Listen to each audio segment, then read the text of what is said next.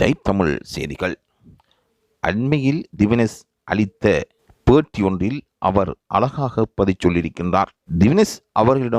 திவினஸ் அந்த 10 லட்சம் ரூபாய் உங்களுக்கு கிடைத்திருக்கின்றது, நீங்கள் என்ன செய்ய போகின்றீர்கள் என்ற கேள்விக்கு அவர் மிகவும் அன்பாகவும் அறிவுபூர்வமாகவும் பதில் அளித்திருக்கின்றார். அந்த தொகை தனக்கு போதாமல் இருந்தாலும் அதனை கொண்டு தான் என்ன செய்யலாம் என்று சிந்தித்து வருவதாகவும் அவர் கூறியிருந்தார். அதில் திவினஸ் இந்த பணத்தை வைத்து தன் குடும்ப கடனை அடைக்கப் போகிறேன் என்று பெருமையாக பேசினார். இந்த பணத்தை வைத்து கடன் அடைக்கணும் என்று அம்மா சொன்னது கிடையாது.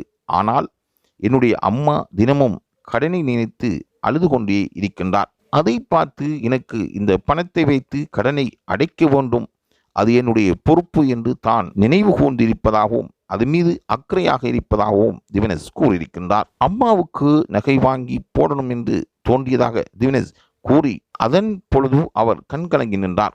ஏனென்றால் கடனை அடைப்பது முக்கியமா அல்லது அம்மாவுக்கு நகை வாங்கி போடுவது முக்கியமா என்று தான் சிந்திப்பதாகவும் கூறியிருக்கின்றார். ஏற்கனவே தன் அப்பா கஷ்டப்படுவதை நினைத்து சரிகமபா நிகழ்ச்சியில் உருக்கமாக பேசியதால் நடுவர்கள் திவினஸ் தந்தைக்கு டாட்டா வாகனம் ஒன்றை வாங்கி கொடுத்திருந்தார்கள்.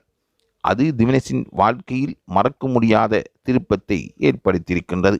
ஆகவே ஒவ்வொருடைய சம்பவங்கள் மாற்றத்தை ஏற்படுத்துவதற்கு பல துணை புரிகின்றன. எதிர்கால வாழ்க்கைக்கும் திவினஸ் பல முயற்சிகளை செய்து வருகின்றார். பின்னணி பாடகராக பாடுவதற்கும் ஒப்பந்தங்கள் பல செய்யப்பட்டிருப்பதாகவும் கூறப்படுகின்றது. எதிர்காலம் எவ்வாறு அமையப் போகின்றது என்று தாம் பொறுத்திருந்து பார்ப்போம்.